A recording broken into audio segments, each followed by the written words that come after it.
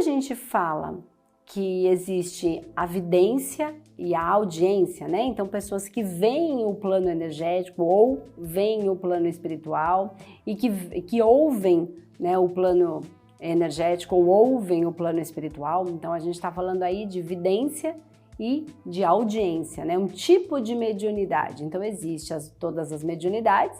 Então, quem é humanoterapeuta, enfim, já sabe dessas diferenças: vidência, audiência, desdobramento, incorporação, né, a parte da sensibilidade, enfim. Mas o que eu quero trazer aqui não é a gente falar sobre o tipo de mediunidade, mas sim quando a gente acessa esse campo energético e esse campo espiritual, a gente se conecta com alguma coisa. E nem tudo aquilo que a gente ouve de bonito é bonito, nem tudo aquilo que a gente vê de bonito é bonito, mas existe uma ideia de que seria assim. Culturas muito antigas entendiam que deuses não poderiam fazer pessoas, por exemplo, tão bonitas que não fossem boas. E aí isso culturalmente foi sendo transmitido. Ah, ela é tão bonita, uma menina tão boa. Ah, ele é tão bonito, um menino tão bom. E isso foi sendo instalado, de certa maneira, em nós através das gerações, através da cultura e através do campo energético mesmo, né? Das células, informações das células dos nossos pais, avós, enfim, todos os nossos ancestrais. Mas quando a gente adentra o universo da espiritualidade, da mediunidade e do energético, a gente começa a perceber que isso é uma ilusão. O campo espiritual, ele pode trazer uma plasticidade para nos enganar. Alguns seres podem se fazer de belos para aparecer como um anjo de luz, mas não necessariamente ser um anjo de luz. Assim como na vida física, muitas pessoas se colocam muito belas ou se arrumam, colocam uma roupa específica para parecer uma pessoa de muito respeito e não necessariamente são. Quando a gente olha para isso, quando a gente pensa sobre isso, a gente fala: caramba! Então, eu posso ver um anjo de luz e não ser um anjo de luz? Sim, pode. Eu posso ouvir uma palavra bonita, mas não ser algo bom? Pode. Qual é a única coisa que vai fazer você se proteger desse equívoco?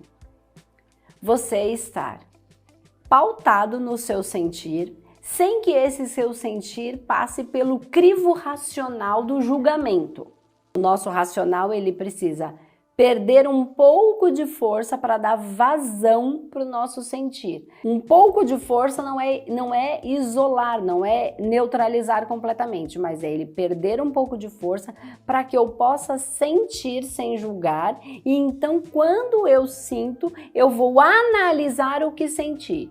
O que eu quero dizer? O racional não pode vir na frente da sensibilidade. Portanto, se racionalmente, só porque eu vejo um anjo de luz, eu já julgo que ele é de luz, eu coloquei o meu racional na frente.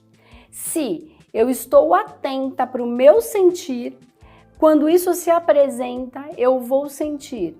Mas se aparecer um anjo de luz na minha frente, né, ou figurativamente ele está se mostrando como um anjo de luz, e eu sentir alguma coisa estranha, tô achando uma coisa muito boa, e me julgar, porque como é que eu posso ver um anjo de luz e sentir uma coisa ruim?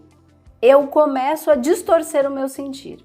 Eu preciso apoiar o que sinto, ainda que eu não quisesse sentir aquilo. É o que eu venho falando todo o tempo. Então, o que vai me proteger é essa minha sensibilidade. É a mediunidade de sensibilidade. Então, se você tem uma vidência, você vai ter que transformar ela de uma vidência para uma clarevidência. O que é uma clarevidência? É ter certeza daquilo que eu estou vendo, ter clareza daquilo que eu estou vendo. E como é que eu vou fazer isso? Utilizando a minha sensibilidade. Então, ainda que eu veja, eu vou trazer para o meu sentir e vou ver o que é que eu sinto em relação àquilo que eu estou vendo. E a partir daquilo que sinto, eu não posso ter um julgamento. Eu preciso simplesmente respeitar o meu sentir. Porque se eu entrar no mérito do julgamento, eu vou sair da clarevidência ou da clareaudiência.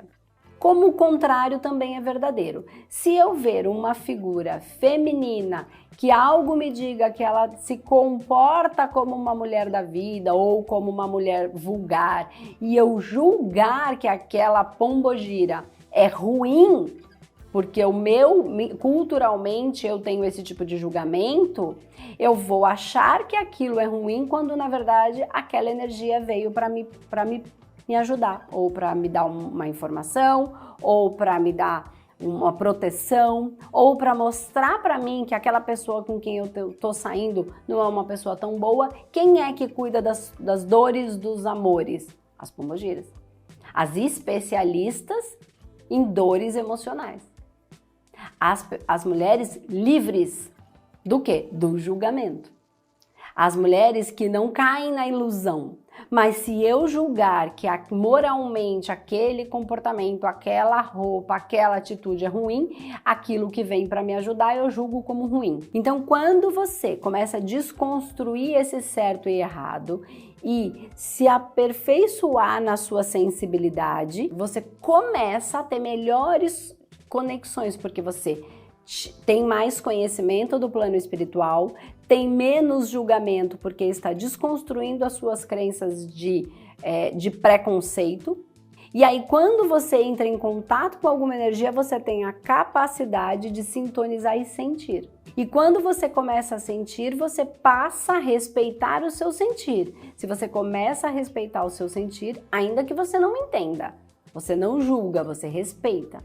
Quando você começa a respeitar o seu sentir sem julgamento, com essas crenças que vão sendo desconstruídas, você tem maior habilidade de ter uma clara evidência, uma clara audiência, uma mediunidade de desdobramento mais assertiva, uma sensibilidade mais apurada. E aí você desenvolve a sua capacidade mediúnica, a sua capacidade de compreender o plano energético e o plano espiritual, porque eles estão aí.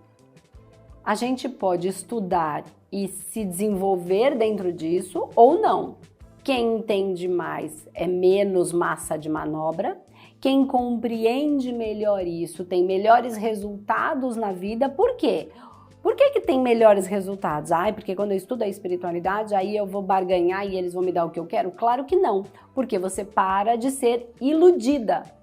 Você para de aceitar a ilusão que os outros te oferecem. Então, aquele lobo em pele de cordeiro não te engana mais. Então, aquela propostinha no pé do ouvido furada, você está presente para ela. Então, não é que a espiritualidade te protege, é você que está menos iludida.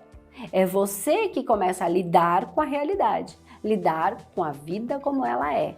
É muito fácil iludir uma pessoa, só você pegar e falar o que ela quer ouvir.